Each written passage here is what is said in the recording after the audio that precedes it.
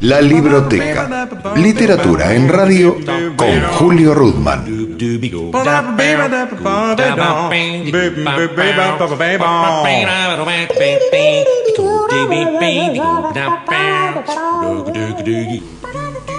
Bienvenidos a la Libroteca. Hoy una entrevista, una conversación internacional, aunque es coterránea nuestra, es argentina.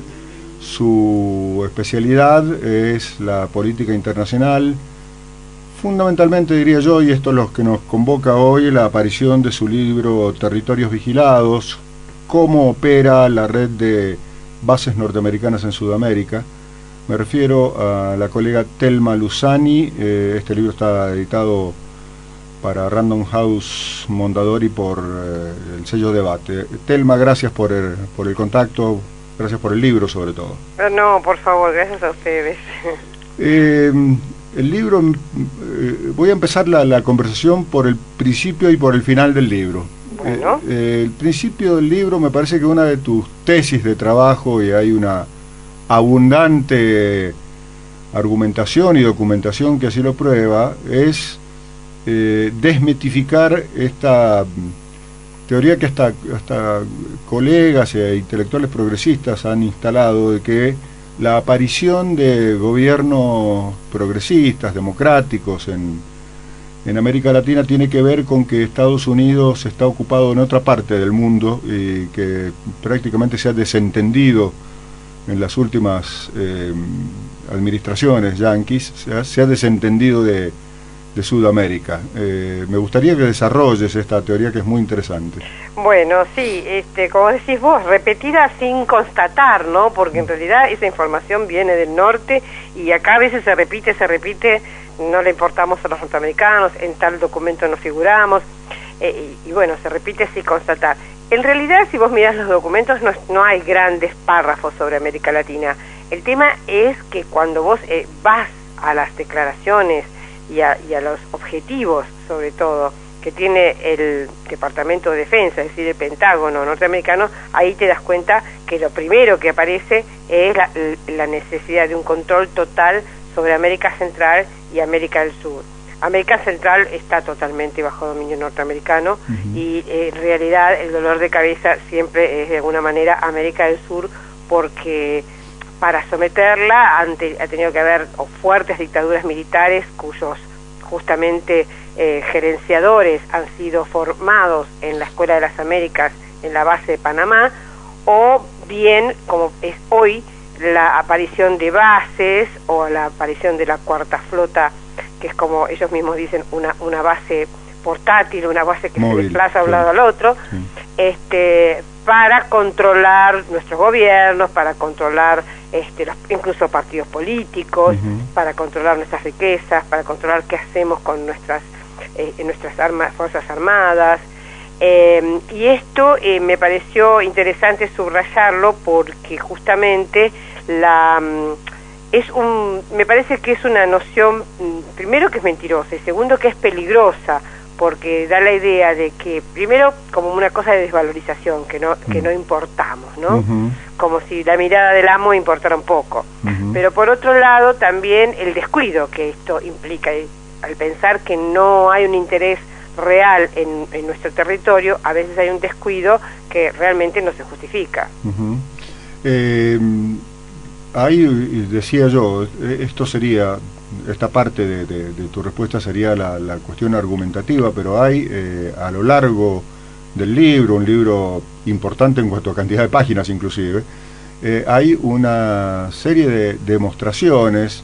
Creo que el corazón del libro, cuando el libro promedia, vos haces un análisis de lo que significó la restitución de la base de Manta en Ecuador, y cómo el imperio, cómo los norteamericanos multiplicaron esa base de Manta por 7, me refiero a las de Colombia, pero hasta cambiando las características de lo que normalmente se conoce como base norteamericana, ¿no? Claro, exactamente es como vos estás planteando. Primero fue, un poquito antes, el cierre de la base de Panamá, por, digamos, por fuerza, por presión del pueblo y por un acuerdo que habían firmado Carter y Omar Torrijos, el expresidente panameño Omar Torrijos, que decía que en 1999 Estados Unidos tenía que irse de Panamá. Bueno, hicieron varias piruetas para no cumplir con este acuerdo, pero finalmente se fueron. Ahí, cuando se van, justamente cierran Panamá, pero abren 3 bases más. Una es la de El Salvador, otra es la de Manta, de Ecuador, y la otra, dos más, una en Aruba y otra en Curazao, que son 2 islas que pertenecen a la corona de Holanda y que están muy, muy cerquita de Venezuela, a 50 kilómetros de las costas venezolanas. Cuando cierran Manta, justamente también por decisión del presidente de Ecuador, Rafael Correa, porque se vencía el alquiler y él decide no por promesa electoral, claro, decide no renovarla, ahí hacen la misma operación, es decir, cierran una, pero abren incluso más hacia el sur, cada vez se van yendo más hacia el sur, abren 7 bases en Colombia que acordaron a escondidas del pueblo y a escondidas del Congreso colombiano, entre Uribe y en ese momento el presidente Bush. Entonces, lo que estamos viendo es casi como un patrón de conducta, ¿no? Y también lo interesante es ver como vos decías, los argumentos, ¿no?, que se usan.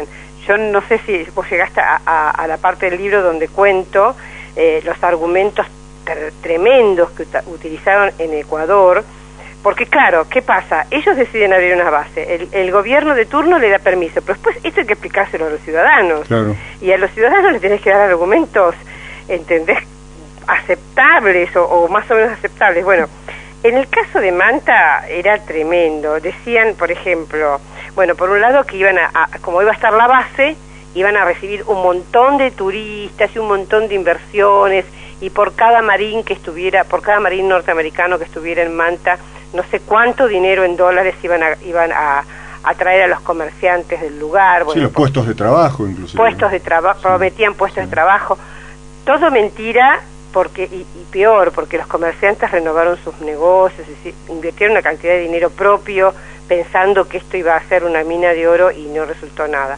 Pero el peor de todos los argumentos, ¿sabés cuál era? Que decía que iban a mejorar la raza, porque hablaban de que por ahí había algún soldado norteamericano que se enamorara de una ecuatoriana, claro, y entonces la raza ecuatoriana iba a ser mejorada. O sea, hasta argumentos racistas de semejante calaña. Sí, el otro aspecto es que tradicionalmente, bueno, yo tengo más de 60 años, entonces uno cuando piensa en una base norteamericana piensa en inmensas extensiones, miles de hectáreas, grandes edificios, escuelas, es decir, pequeñas ciudades, exacto, extraterritoriales, y ahora, producto de los avances tecnológicos, pero también del camuflaje de la política norteamericana, aparecen lo que por siglas en inglés se llaman FOL, ¿no? Exactamente, sí, esto que vos decís es así.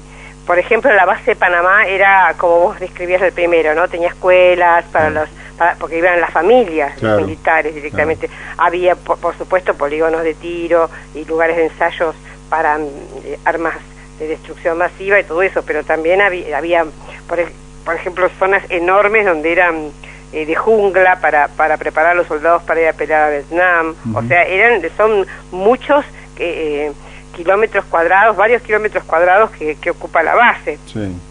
En cambio ahora, perdón, después del 11 de septiembre específicamente, estamos por las razones que vos decías, razones tecnológicas y razones estratégicas, deciden cambiar de diseño, digamos. Las bases empiezan a ser más pequeñas, se llaman, las siglas en inglés FOL, en castellano es Sitio de Operaciones de Avanzada. No tienen barracas donde hay lugares donde duermen los soldados, pero son mínimas, son casi oficinas, con radares potentes, muy poco personal, el personal es rotativo, de manera que tampoco figura en foja cuando tienen que pasar los informes al Congreso o al Poder Civil, tampoco figura la verdad de lo que es. Es decir, siempre son más de los que figuran. Siempre son más de los que figuran. En otros casos, fíjate qué trampas hacen también en este tipo de base. Esto te lo digo sacado de los mismos papeles del Pentágono, hacen de cuenta que esa base es alquilada por un contratista. Un contratista es lo que nosotros antes llamábamos un mercenario, claro. Es decir, un militar que fue retirado y opera por su cuenta como militar privado. Entonces arman de cuenta que un contratista de estos de verdad lo alquila la base y después la subalquila a determinada fuerza del Pentágono. Entonces en los papeles figura que es una actividad privada, claro, la que se está llevando a cabo ahí, sí. Pero en realidad no es una actividad privada, en realidad está el Pentágono asentado en esa base. Sí. Te pregunto, antes que me olvide, antes que nos vayamos, del tema de las 7 bases que Uribe introdujo casi a espaldas del pueblo colombiano. Hubo una sentencia o una resolución del Supremo Tribunal de Colombia declarando ilegal. Exactamente. ¿En qué situación está hoy eso? Y está así, exactamente así, está cajoneado, o sea, el Supremo Tribunal lo declaró ilegal, declaró que para llevar a cabo la presencia norteamericana en esas bases, tiene que el mismo presidente, en este caso Juan Manuel Santos, tomar esa decisión para que sea aceptada, digamos, por el Congreso. La tiene que someter al Congreso o tiene que él firmar un decreto. Esto no lo hizo Santos, o sea, guardó la situación, la congeló y bueno, no se tomó ninguna decisión. Ahora bien, en realidad, por el Plan Colombia, que es un plan también militar que está operando desde el año 2000 entre también Colombia y Estados Unidos, en realidad hay soldados norteamericanos en territorio colombiano. Hay de muchos tipos también, hay algunos que cuidan los oleoductos que son de empresas norteamericanas. En los aeropuertos, a mí me tocó. Exactamente, en los aeropuertos. Entonces hay, igualmente están, pero no bajo otras figuras, podríamos decir, ¿no? Sí. Enmascarados, sí. Enmascarados, pero no como antes, que iban a tener, que iba a ser como el caso de Manta, con una zona, digamos, porque Manta ya era una base aeronaval antes. Sí. Entonces, lo que le cede el gobierno de Maguad a Estados Unidos es una parte importante de la base para que opere solo Estados Unidos y que nadie podía entrar. Ni siquiera yo le entrevisté al ministro de Defensa, al ex ministro de Defensa, Wellington Sandoval, porque ahora él es el embajador de Ecuador acá en Argentina. Acá está en Buenos Aires. Sí, está en el libro la entrevista. Claro, y él me dice, no, ni yo podía entrar. O sea, él que era, imagínate, nada menos que el ministro de Defensa, no podía entrar a su propia base. Su territorio. Su territorio es como si fuera una embajada, digamos, claro, ¿no? O sea, que ese pedazo es territorio norteamericano. Sí, inclusive, bueno, es bueno decirlo porque parece como una cuestión al pasar,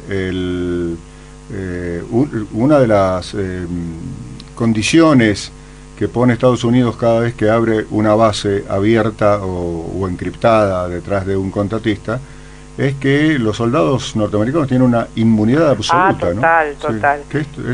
Ese es otro de los graves problemas y también un tema de discusión muy fuerte. No sé si te acordás aquella cumbre de UNASUR en Bariloche, fue muy fuerte esa discusión porque lógicamente se le está dando un estatus que ni siquiera los mismos habitantes del lugar los tenemos. O sea, si vos o yo cometemos un delito, vamos presos. En cambio, un norteamericano comete ese mismo delito y queda libre. O queda sometido eventualmente a los tribunales. ¿Cómo? A la justicia norteamericana. Claro, que finalmente no hacen nada. Yo recuerdo una vez que estaba en Kenia, y vos sabés que en Kenia como era ex colonia británica, se maneja al revés. y un agregado de la embajada norteamericana había matado porque al manejar al revés cometés errores en el tránsito, sí, claro. Y había matado a una persona con el auto, sí. Y por esta inmunidad, que en este caso era diplomática, el tipo nunca había pasado nada y de hecho nunca lo habían condenado tampoco en Estados Unidos. Te pregunto por la ubicación territorial que buscan los norteamericanos para instalar sus bases, porque, a ver, ¿qué características? Detrás de vos explicás y demostrás que detrás de cada base norteamericana está alguna empresa, o por lo menos la cuestión empresarial, la cuestión comercial de los yanquis. Sí, porque viste que va todo junto. Como claro.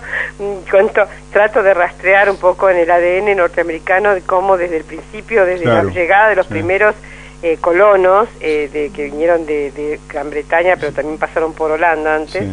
cómo está esa idea protestante, primero de de crearse una raza superior, Sí, ¿no? sí. En segundo, de llevar a una civilización o un mandato divino. El destino manifiesto. El destino manifiesto. Y en tercer lugar, que detrás de esa misión va las inversiones o el dinero, es decir, que hay que hacer negocios. Sí, son los casos, vos contás los casos de Strong y de Mahan, ¿no? Sí, sí. Exactamente. Sí. Y sigue igual, ¿no? En el sentido de que, por ejemplo, bueno, todas estas bases, por supuesto, o todas las... para poner un ejemplo que es civil y no militar, cuando toman determinadas medidas respecto de cómo deben estar cuidados los aeropuertos, todos los escáneres y la infraestructura y la tecnología que sigue a cada nueva orden, te la venden los norteamericanos. Claro. Y entonces en general vienen abrochados, depende también del país, ¿no? Cuando un país está muy sumido en crisis, como era el caso de Ecuador, cuando firmaron el acuerdo, son por supuesto, las tajadas que sacan son mucho mayor porque hacen firmar, es como está pasando ahora con España, me corro un poquito, Sí. España que está en una crisis tan brutal, Sí. En este momento hay soldados, civiles de la embajada de Estados Unidos que le piden los papeles a los mismos españoles y ellos deciden si toman el avión o no. Claro. Esto lo leí, mira, es así. Un diputado de catalán, llamado Nuet, N-U-E-T, denunció que a un colombiano que iba a viajar de Madrid a La Habana, la persona del buró, cuando fue a hacer el check-in, le dijo: espere un minuto que le tiene que hablar una persona de otra embajada. Se acercó un norteamericano, le hizo una cantidad de preguntas y dijo: usted no puede viajar porque este avión pasa por territorio norteamericano cuando va a Cuba y usted está prohibido en la lista de nuestro país. O sea que están operando en el aeropuerto de España. Impresionante. Entonces esto solamente se entiende con un gobierno que está debilitado, que está fragilizado por la crisis, ¿no? Antes de terminar la primera parte de la conversación, o como pregunta final de esta primera parte, te pregunto en cuánto ha influido, para bien o para mal, quiere decir, para reforzar la presencia norteamericana o para debilitar esa presencia, la aparición de UNASUR, de la CELAC, de los gobiernos progresistas latinoamericanos. Mira, mucho. Por suerte, por supuesto que el camino que queda por recorrer es todavía muchísimo mayor, ¿no? Pero es muy importante, yo creo que en el ámbito de lo que estamos hablando, de las bases, UNASUR y sobre todo el Consejo de Defensa Sudamericano, es, digamos, los grandes hitos. Porque los consejos de defensa sudamericanos, ¿qué significa? Significa que se reúnen nuestros ministros de defensa, que primero que blanquearon algo que es extraordinario, blanquearon todo lo que cada país posee, lo que cada país busca, cuáles son los objetivos. Esto es una cosa importantísima para generar confianza, para bajar el nivel de riesgo a que haya malos entendidos, que haya fricciones entre nuestros países, y después que están diseñando una política en común. Y lo que más me gusta es que tienen clarísima conciencia del valor de nuestros recursos naturales y de la necesidad de cuidarlos a través también, si fuera necesario, de la defensa, ¿no? Otro concepto de la defensa, ¿no? Es otro concepto de la defensa. Claro. Estamos charlando, querida audiencia, con Thelma Luzzani, colega nuestra. Usted la ve todos los sábados al mediodía en Visión 7 Internacional, junto a Pedro Brieger y a Raúl, el Rulo de la Torre. La excusa para charlar con ella, por primera vez, y esperemos que no sea la última, es la aparición de Territorios Vigilados, cómo operan las bases norteamericanas en Sudamérica, que editó Debate para Random House. La Libroteca. Literatura en radio con Julio Rudman.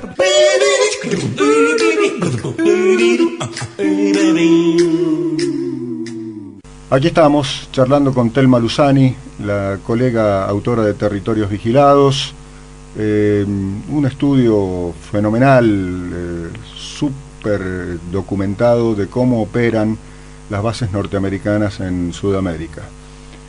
Thelma, habíamos comenzado esta charla yo proponiéndote como organigrama de la charla, digamos, el principio y el final del libro. El final del libro trata de una base que no es explícitamente norteamericana, pero que rompe todos los cánones legales, inclusive de la misma legislación que los yanquis impusieron a América en todo el siglo XX, que es la base británica en Malvinas, ¿no? Exactamente. Bueno, es muy bueno lo que decís, que rompiendo, en realidad ellos con América del Sur rompen siempre, porque en la época de los 60, cuando el discurso de Estados Unidos era que el sistema más eficiente y al que había que defender con uñas y dientes era el de la democracia, en nuestra región decían que las democracias eran débiles y nos ponían a los militares. Claro. O sea que en realidad siempre tuvieron un doble discurso con nosotros. Sí. Lo mismo con la base militar británica de Malvinas. Dicen, condenan a los países que tienen bombas nucleares o que quieren o que ponen en peligro nuclear las zonas, y permiten en las Islas Malvinas que haya una base británica, que sabemos que es una de las potencias nucleares que hay en el mundo. Pero además, lo que vos decías muy bien, una base que aparentemente no es norteamericana, en realidad de alguna manera sí lo es, porque ellos pueden hacer uso en cualquier momento. ¿Por qué? Porque desde que se firmó la última Constitución Europea, que se llama el Tratado de Lisboa, se decidió que las bases de los distintos países de Europa, sobre todo de Francia y de Gran Bretaña, eran parte de la OTAN.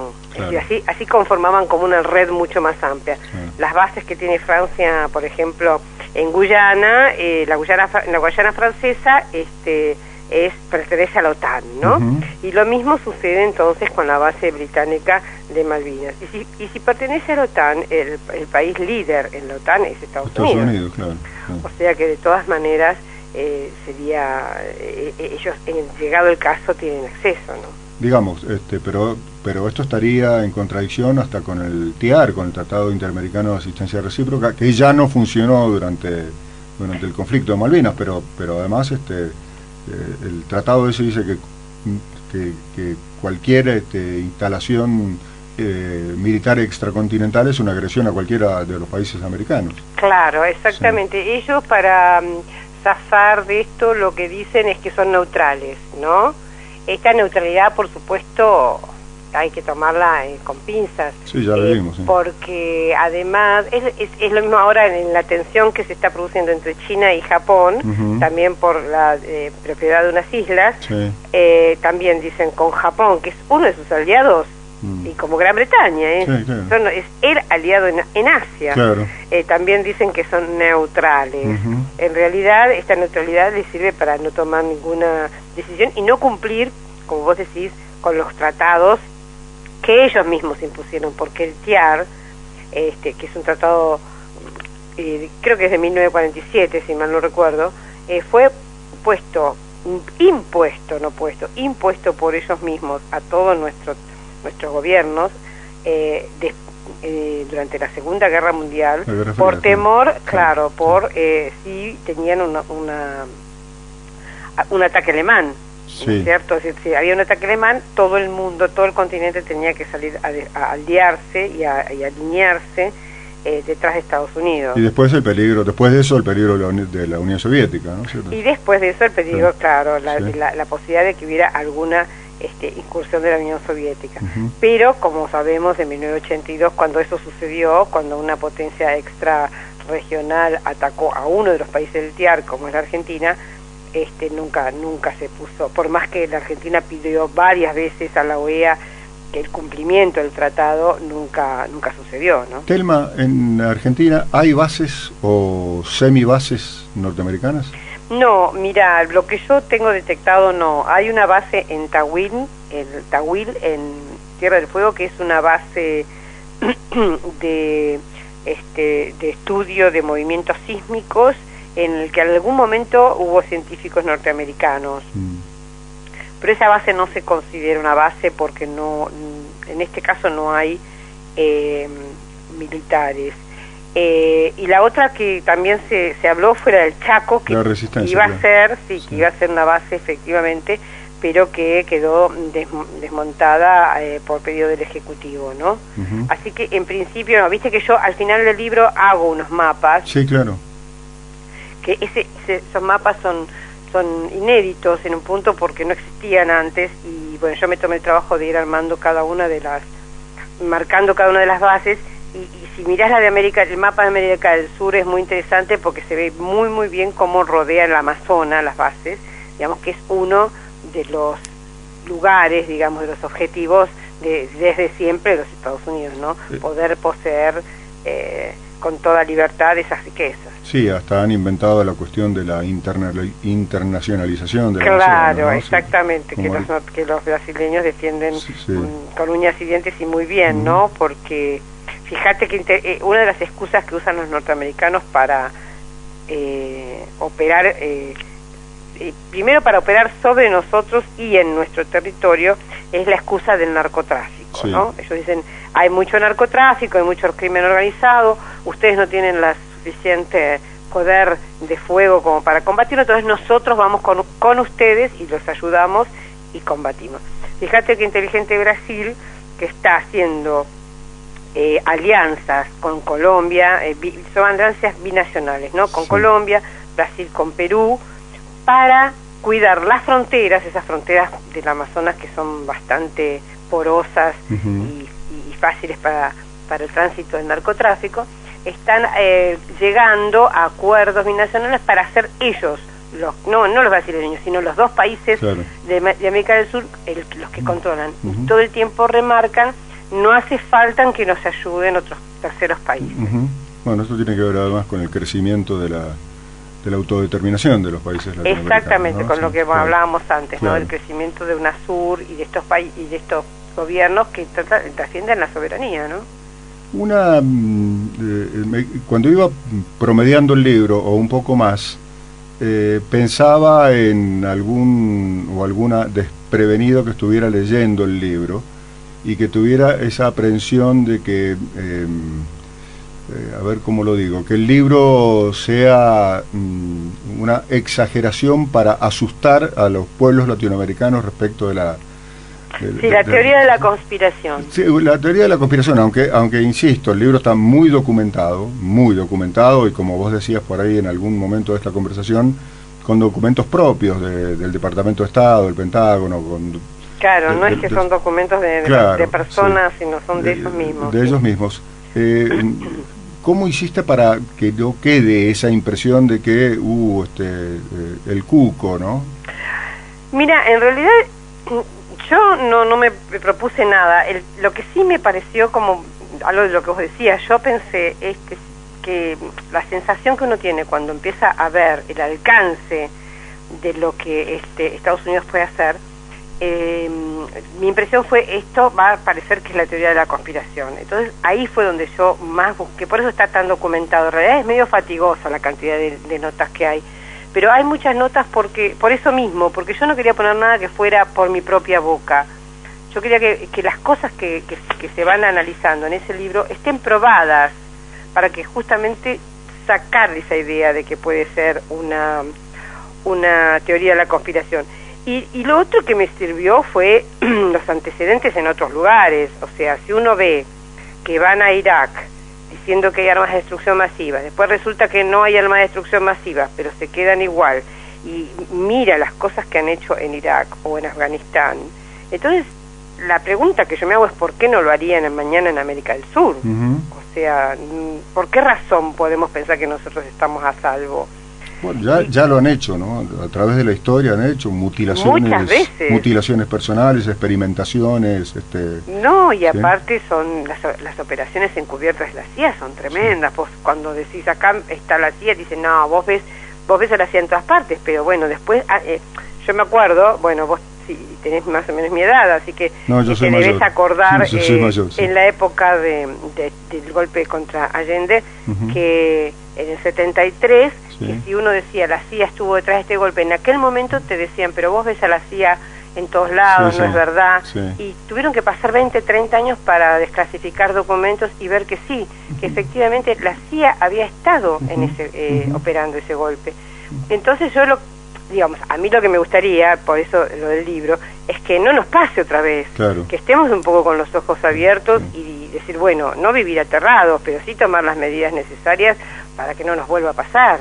Hablando de golpe de Estado, el último golpe de Estado clásico, el del consenso de Washington, fue contra Manuel Zelaya en Honduras, ¿eh? Después vino, bueno, este golpe... El de Fernando de Lugo anduvo por ahí, sí, ¿no? pero fue más, digamos, más maquillado de institucionalidad, aunque fue un papelón, un juicio político en 24 horas, pero me refiero, esto de sacar las Fuerzas Armadas, de sacarlo de su cama semidesnudo y meterlo concretamente en la base Sotocano, y después sí, llevárselo a Costa Rica, digamos. ¿A vos te parece que los golpes, ese tipo de golpes, son directamente proporcionales con la debilidad institucional de un país? Yo no, creo que esos golpes, yo creo que Estados Unidos digamos, lleva a cabo estos golpes cuando es la última opción. Yo creo que primero buscan otras opciones, que son, por ejemplo, la de convencer, primero lo que ellos llaman la batalla de las mentes, sí, o sea, convencer a la gente. Por ejemplo, como hoy están tratando de convencer de que Hugo Chávez es más o menos como el diablo, sí, sí, tratan de convencer de que Capriles tiene un buen resultado y que capaz que gane y que va a haber fraude, digamos, sí, todas esas, sí, sí, lo mediático. Claro, primero tratan de convencer para que la misma gente sea la que va pidiendo esas políticas. Después buscan, por supuesto, presionar a los a través de los medios de comunicación, a través de los políticos, etcétera. Y finalmente, cuando ya no tienen un político sustituto que les haga el trabajo, o la gente que mentalmente ya se digamos, alineó con su pensamiento, entonces en ese momento ya se ven en la obligación de hacer un golpe. El caso de Zelaya, él estaba por llamar a un referéndum, muy probablemente hubiera ganado ese referéndum si se llevaba a cabo. Eso es lo que no podían permitir. Claro, claro. En el caso de Fernando Lugo, si bien no tenía posibilidades de ser reelegido, porque la Constitución paraguaya no lo permite, de todas maneras faltaba poco para las elecciones y tenían que preparar el terreno para que ganen las elecciones de abril basta de candidatos progresistas en América del Sur, un candidato que meta la cuña en Mercosur, que meta la cuña en UNASUR, que moleste en las fronteras y que lleve adelante la posibilidad de una política más afín a Estados Unidos. Y meta la cuña en el acuífero guaraní. En el acuífero guaraní. Claro, claro. ¿No? Entonces, eso es lo que se busca, y cuando no se puede hacer a través... El caso de Paraguay, se sabía que Federico Franco tenía almuerzos permanentes con la embajadora de Estados Unidos y que en esos almuerzos se conspiraba. Eso estaba... yo no recuerdo si eso lo puse en el libro, pero eso le costó el cargo al ministro de Defensa, Barreiro Spaini. Sí. O sea, que se sabía que había conspiración para terminar con el gobierno de Lugo, por parte de la embajada. no hizo falta, como vos decís, los militares en este caso, porque no hay un modelo solo, ¿no? De golpe, digamos, o de desestabilización. Me decías antes de empezar a grabar que invitada por el Consejo Nacional Electoral de Venezuela vas como veedora internacional a las elecciones. Estamos grabando 2 días antes de que te vayas, y este programa saldrá al aire un día antes de que Hugo Chávez aparentemente será reelecto. ¿Cuál es tu visión previa de estas elecciones? Bueno, sí, lo que en este momento, digamos, hay una embestida mediática muy fuerte dentro y fuera de Venezuela, para crear una sensación de, tal vez, de derrota, o de que el candidato Enrique Capriles podría llegar a empatar o incluso ganar. Esto es porque, por supuesto, el presidente Hugo Chávez ha tocado intereses poderosísimos, por ejemplo, nada menos que el petróleo. PDVSA estaba prácticamente privatizada cuando él asumió, entre otras cosas. Pero yo te digo que, bueno, la importancia de estas elecciones es en ese sentido enorme.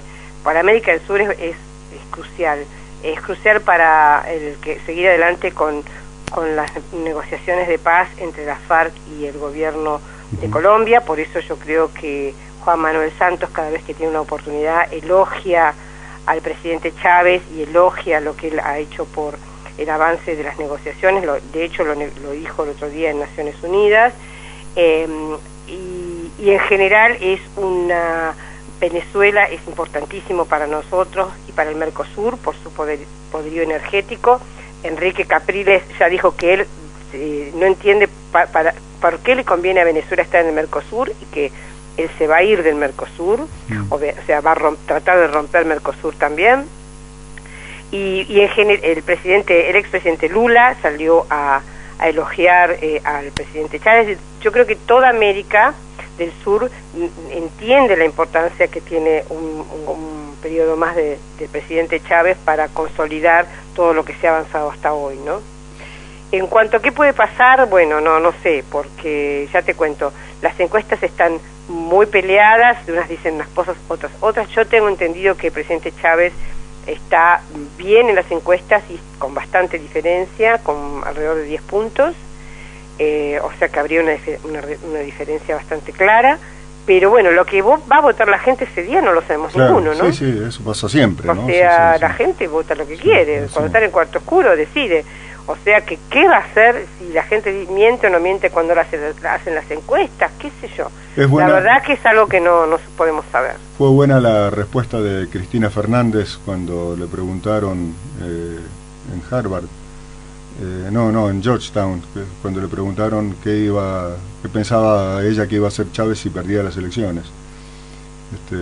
Cristina contestó que no debe haber presidente más democrático que se ha sometido a 14 elecciones, exactamente, y que aceptó todas las cuando yo estuve 15, 20 días antes del referéndum que perdió Chávez, el del 2007, en diciembre del 2007, que en realidad lo ganó, creo que por 1 punto, una cosa así. Sí, en realidad dicen que exactamente, ganó, cuando se hizo el conteo final de los votos había ganado Chávez. Sí, había ganado. Lo que pasa que era con tan poca diferencia, claro, que se iba realmente, la derecha venezolana es tan peligrosa, que se podía llegar a ir a la guerra civil, con lo cual prefirió decir que se perdía, ¿no? Efectivamente. Bueno, te agradezco mucho, ojalá nos conozcamos pronto personalmente.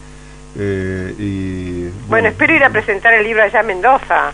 Sería bueno, una maravilla. Ahora hablo, porque recién pasó por aquí nuestro director Ernesto Speche, que aprovecha para mandarte un cariño grande. Igualmente para mí, para él. Y es una buena iniciativa esa de que vengas a presentar el libro, ¿eh? Sí. Le voy a pedir a ustedes que me ayuden para elegir un lugar y lo voy a ir a presentar. El auditorio de Radio Nacional, ¿dónde? Buenísimo, no lo conozco, eso me encantó, me encantó. Bueno, buen viaje, muchas gracias por la conversación, y hasta siempre. Bueno, muchas gracias a ustedes por llamarme, ¿eh? Gracias. Un beso, chao. Telma Luzani, entonces, la colega nuestra, presentando en la biblioteca Territorios Vigilados cómo opera la red de bases norteamericanas en Sudamérica. Hasta la próxima. La Libroteca. Literatura en radio con Julio Rudman. Baby.